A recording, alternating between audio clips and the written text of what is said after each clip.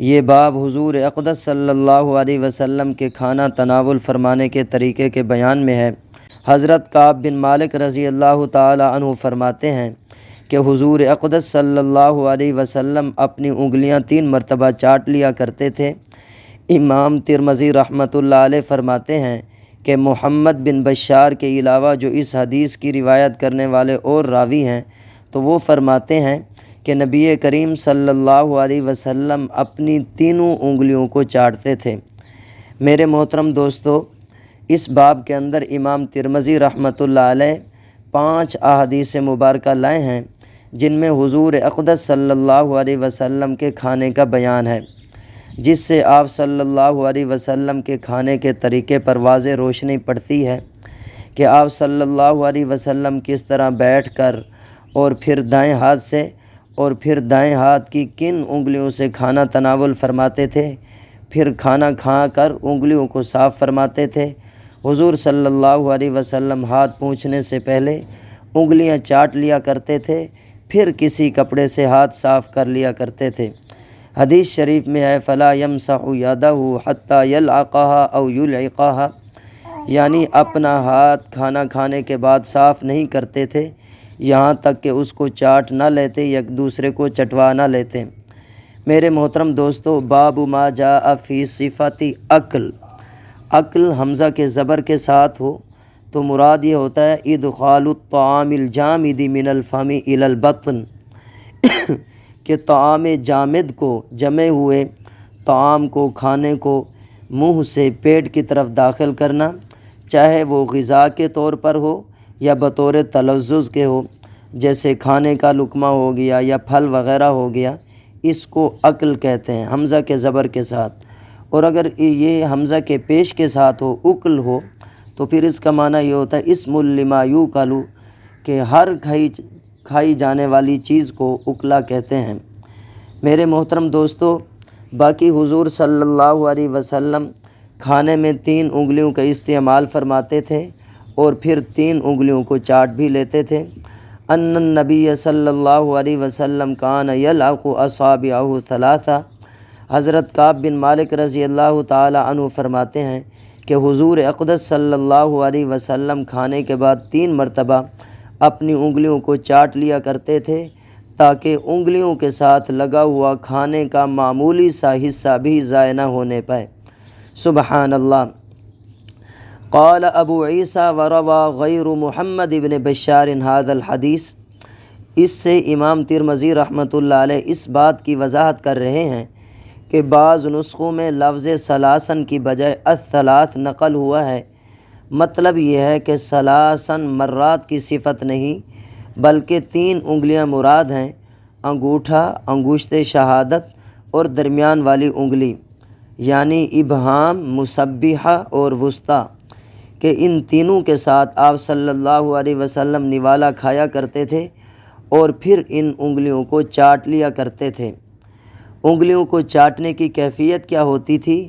حضور اقدس صلی اللہ علیہ وسلم کھانے کے بعد انگلیوں کو چاٹنے کی ابتدا وسطیٰ انگلی سے، پھر سبابہ سے اور پھر ابہام کو چاٹتے تھے، جیسا کہ ملا علی قاری رحمۃ اللہ علیہ نے حدیث نقل کر کے اس کی حکمت بیان فرمائی کہ کعب بن عجرہ رضی اللہ تعالی عنہ فرماتے ہیں والابہام واللتی تلیہا والوسطی ثم رأیتہ یلعق اصابعہ الثلاث قبل ان یمسحہا الوسطی ثم التی تلیہا ثم الابہام وکأن السر فیہ ان الوسطی اکثر تلویثا لأنها اطول فیبقى من الطعام فیہا اکثر من غیرہا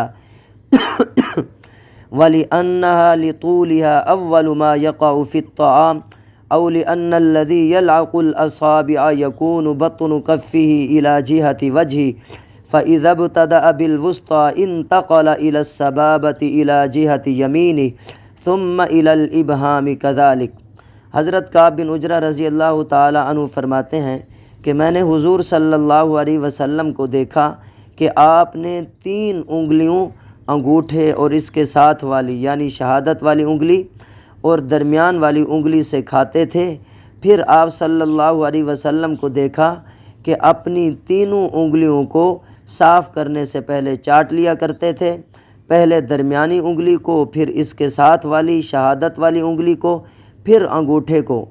اور اس طریقے پر چاٹنے میں یہ راز ہے کہ درمیانی انگلی بوجہ لمبے ہونے کے زیادہ ملوث ہوتی ہے، یا پھر اس لیے کہ جو شخص چاٹتا ہے تو اس کی ہتھیلی کا اندرونی حصہ اس کے چہرے کی طرف ہوگا، پس جب ابتدا درمیانی سے کرے گا تو پھر اسے دوسری انگلی سبابہ کی طرف انتقال دائیں جانب سے ہوگا، اور پھر انگوٹھے کے لیے بھی اسی طرح، گویا چاٹنے میں بھی دایاں جانب ملحوظ رہا۔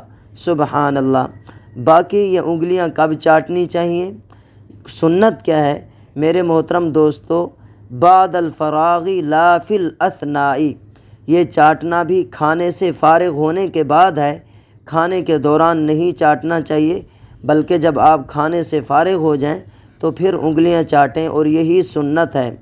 قال ابن حجر فیسن قبل المسح او الغسل وبعد الفراغ من الاکل لعقها لروایت مسلم ویلعق یدہ قبل ان یمسحها محافظۃ علی البرکۃ وتنظیفا لها، یعنی کھانے سے فارغ ہونے کے بعد، نہ کہ کھانے کے دوران۔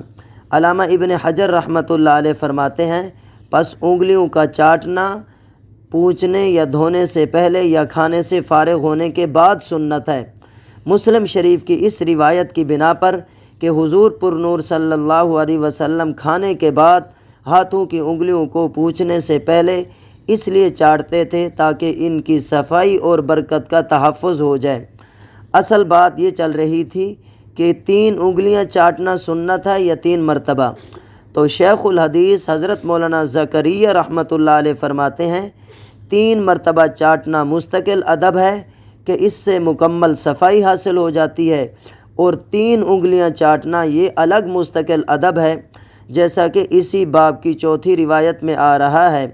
ایک روایت کے مطابق چاٹنا بھی سنت ہے اور چٹوانا بھی سنت ہے، مگر چٹوانا وہاں مناسب ہے لا یتقذرہ، کہ اس سے لوگ گھن نہ کھائیں، جہاں سامنے والا اسے بے تکلفی، محبت، شفقت، سنت اور برکت سمجھے، مثلا مخلص خادم ہو، شاگرد رشید ہو، اپنی اولاد ہو، اپنی اہلیہ ہو، اور پھر وہ چاٹنے کو پسند اور اس میں لذت محسوس کریں تو وہاں چٹوا لیں، کیونکہ اس میں برکت ہے۔ مگر ایسے لوگ جو متکبر ہوں، جن کے دماغ میں تہذیب مغرب کی رعونت ہو، جو سرمایہ دار اور مترفین ہوں، اور جنہیں خیر و برکت، محبت اور خلوص کے اس عمل سے کراہت ہو، وہاں نہیں چٹوانا چاہیے۔ خلافا لمن کرہ من المترفین لاق الاصابع استقذارا، بخلاف متکبرین مالدار قسم کے لوگ جو انگلیوں کو چاٹنے سے نفرت اور گھن محسوس کریں، وہاں چٹوانا مکروہ ہے۔ جی سمجھ آ گئی ہے؟ تو وہاں جو ہے نا کراہت سے خالی نہیں ہے۔ میرے محترم دوستو، انگلیاں چاٹنے کی برکات کیا ہیں وہ بھی آپ کے سامنے بیان کرنا چاہتا ہوں۔ ایک روایت میں انگلیاں چاٹنے کی علت یہ بیان فرمائی گئی ہے کہ جب تم میں سے کوئی آدمی کھانا کھا لے تو اسے کھانے کے بعد اپنی انگلیاں چاٹ لینی چاہیے، فَإِنَّهُ لَا يَدْرِي فِي أَيَّتِهِنَّ الْبَرَكَةُ، کیونکہ اسے کیا خبر کہ کھانے کے کون سے جز میں خیر و برکت ہے۔ سبحان اللہ۔ اسی طرح برتن کا چاٹنا بھی سنت ہے۔ حدیث شریف میں ہے، جس نے کسی برتن میں کھایا پھر اسے چاٹ لیا، من اکل فی قصعۃ ثم لحسها استغفرت له القصعہ، فرمایا کہ جس آدمی نے کسی برتن میں کھایا پھر اسے چاٹ لیا تو وہ برتن اس کے لیے استغفار کرتا رہتا ہے، یعنی بخشش کی دعا کرتا رہتا ہے۔ سبحان اللہ۔ احیاء العلوم میں ہے، جس نے برتن چاٹ لیا پھر اسے دھویا اور وہی پانی پی لیا، کان لہ کعتق رقبہ، اسے ایک غلام آزاد کرنے کے برابر ثواب ملے گا۔ سبحان اللہ۔ میرے محترم دوستو، یہ چھوٹی چھوٹی سنتیں ہیں، ان کے اوپر بھی عمل کر لیں، اجر بہت بڑا ہے۔ ایک نیز یہ بھی آیا ہے، جس نے دسترخوان پر گرے پڑے کھانے کے ٹکڑے کھا لیے یا جو پلیٹ سے گرا اسے اٹھا کر کھا لیا، تو فرمایا من اکلا ما يسقط من الخوان او القصعة امن من الفقر والبرص والجذام وصرف عن ولده الحمق، تو وہ فقر، برس اور جنون، جذام سے محفوظ رہے گا اور اس کی اولاد حماقتوں سے محفوظ رہے گی۔ سبحان اللہ۔ میرے محترم دوستو، دیلمی میں ہے جس نے دسترخواں پر گرنے والے ٹکڑے کھائے، من اکل ما یسقط من المائدۃ خرج ولدہ صباح الوجوہ ونفی عنہ الفقر، اس کو اللہ پاک خوبصورت اولاد دے گا اور وہ آدمی خود فقر سے محفوظ رہے گا۔ سبحان اللہ۔ آج ہر ایک وظائف پوچھتے رہتے ہیں، جی وظیفہ بتائیں اولاد خوبصورت پیدا ہو۔ جی اولاد خوبصورت پیدا ہوگی، اس کے لیے یہی ہے کہ دسترخواں پر جو ٹکڑے گرے ہیں ان کو اٹھا کر کھائیں، اللہ تعالیٰ اولاد بھی دیں گے اور وہ خوبصورت اولاد بھی ہوگی، اور آپ کو فائدہ یہ ہوگا کہ آپ فقر سے بھی محفوظ رہیں گے۔ سبحان اللہ۔ وَأَوْرَدَهُ فِي الْإِحْيَاءِ بِلَفْظِ عَاشَ فِي سَاعَةٍ وَعُوفِيَ فِي وَلَدِهِ، اور احیاء میں ہے کہ وہ فراوانی والی زندگی گزارے گا اور اولاد کے بارے میں عافیت عطا کیا جائے گا۔ سبحان اللہ۔